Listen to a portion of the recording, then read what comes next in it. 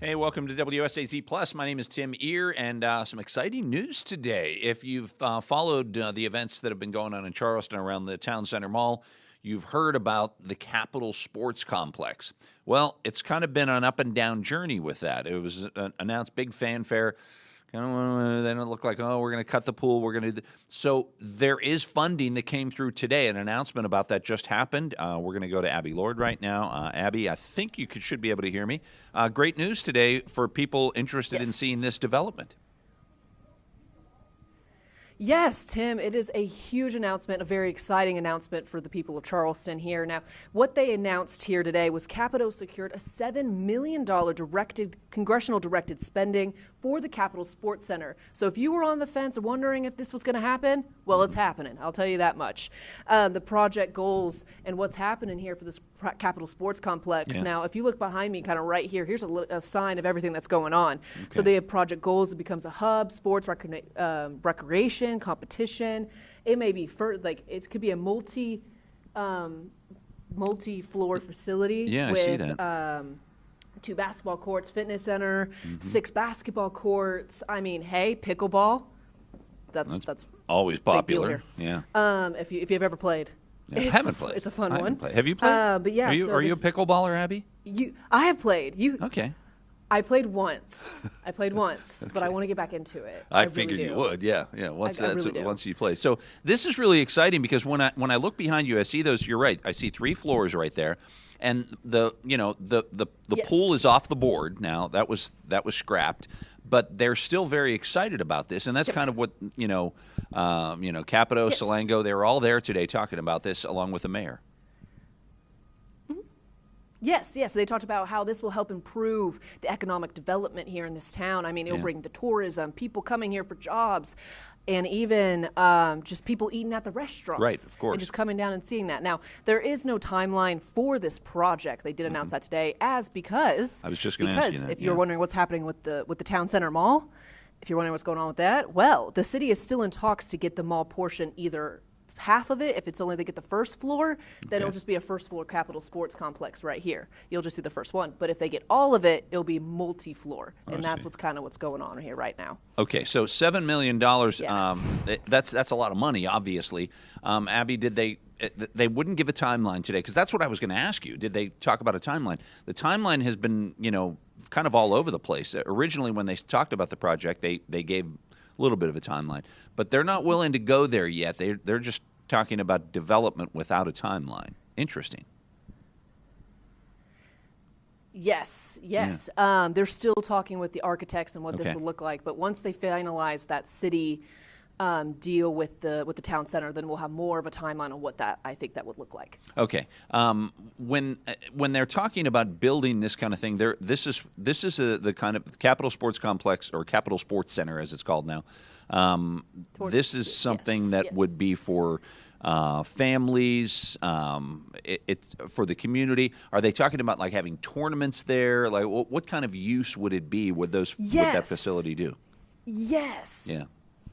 Yeah, they're planning on bringing on Ben Salango. I actually talked during the roundtable press conference we had. They wanted to bring in more female athletes. I see. And he said that 3.5, he's not sure where the 0.5 came in. He mentioned that one, where that 0.5 came in. But people travel more with female sports, but they want to have volleyball, pickleball, basketball.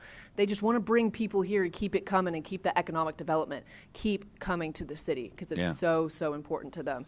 To keep the city with USA Cycling even coming in back in June. They just want to keep the city booming. Right. With tourism, That's good stuff. I'm going to let you go because I know that they're looking for you on Studio 3 right now. They're probably pounding on the door back here. So I'm going to let you go. You need to go be on Studio 3 and spread the good news. And you're going to have this story coming up tonight at 6, I presume. Yes, we'll be live 4 with the VOSOT, 5 with the VOSOT, and then we'll be up with the package at 6. Okay, sounds good. Yes. Hey, appreciate it, Abby. Thanks a lot. You bet. Thank you so much. Sure. Okay, that's Abby Lord talking about the Capitol Sports Complex. And it is exciting. It's great news. It's what a lot of people in Charleston have been talking about. And if you've been following the story, you have seen the roller coaster ride that this has been. So it's exciting to see that we have something happening.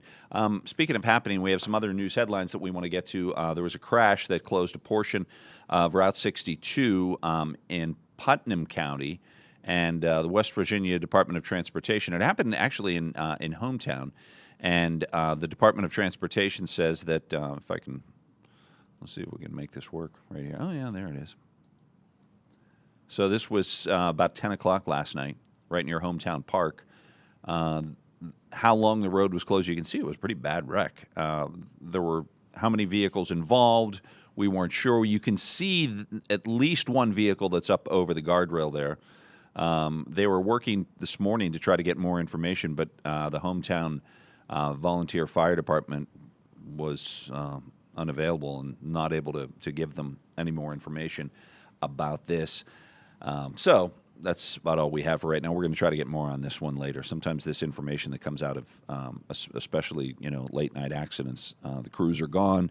Hard to get that information.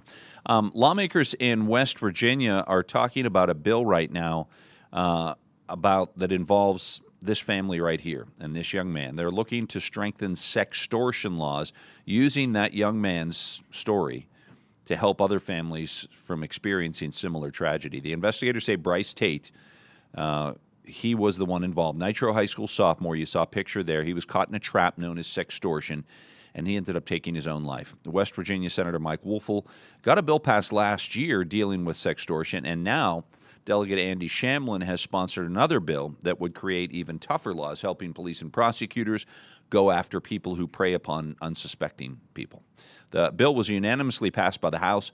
It's now in the Senate. There might be a couple amendments here and there. Bryce's mom and dad really hope that their son's story prevents other families from experiencing any kind of tragedy like that. It's just a very, very sad situation. Another bill that looks to protect victims of domestic violence unanimously passed the West Virginia House. And that one, that's called the Joanna Phillips Domestic Violence Prevention Act, would increase fines, bails, and longer prison sentences for repeat offenders of domestic violence. The bill's named after Joanna Phillips. The Kanawha County Sheriff's Office says she was shot by her husband, Jason Phillips, during a domestic violence incident in December of last year. Now that Domestic Violence Act has been passed over to the House, and on to the Senate. It's passed the House on to the Senate. Two people are facing charges. This is in Meigs County. There was an arrest of two people. The deputies say they found drugs, they found guns, and they also found child pornography in the search of the home. The Sheriff's Office in Meigs County says they searched the home. It was in Racine, belonging to someone named Woodrow Richards and Margaret Hall. Deputies say they found a large amount of meth. They found fentanyl, and as we mentioned, there was child pornography involved. Investigators say 3 children were in the home. So now they have been, the deputies contacted Child Protective Services to see if they could help those kids out and get them out of that house. Marshall University is cutting its swimming and diving program. This was big news yesterday, and really kind of sad news because there were so many people who showed up to see the team off on for their tournament that they had on the day before. The Marshall women's swimming and diving team headed out, and the Marshall Board of Governors, they had a virtual meeting, as you can see, was on Tuesday, and University President Brad Smith said 3 factors led to the decision: financial sustainability, infrastructure, and Title IX alignment. And therefore, they have to cut the Marshall swimming and diving program at the end of the year. So sad news for Marshall swimming and diving fans, and especially those students, namely the freshmen and sophomores. A lot of the students have already entered the portal. We were told, our sports department reported, Keith talked about that yesterday. A lot of those Marshall students have entered the portal. I think it was 17 of them so far out of 28. The remaining students have been offered scholarships. They're scholarships to keep them intact at Marshall if they want to finish up as students. But many of those students say they're student athletes and they want to go swim elsewhere. So we're going to have much more news coming up today at midday here on CTV, on WSAZ Plus. And then we'll be back here at 4 o'clock as well where you can catch us, our 4 o'clock newscast, and then we'll be live on WSAZ at 5, 5:30, and 6 o'clock. So we'll catch you with more news later on. Thanks for joining us now. Have a great day.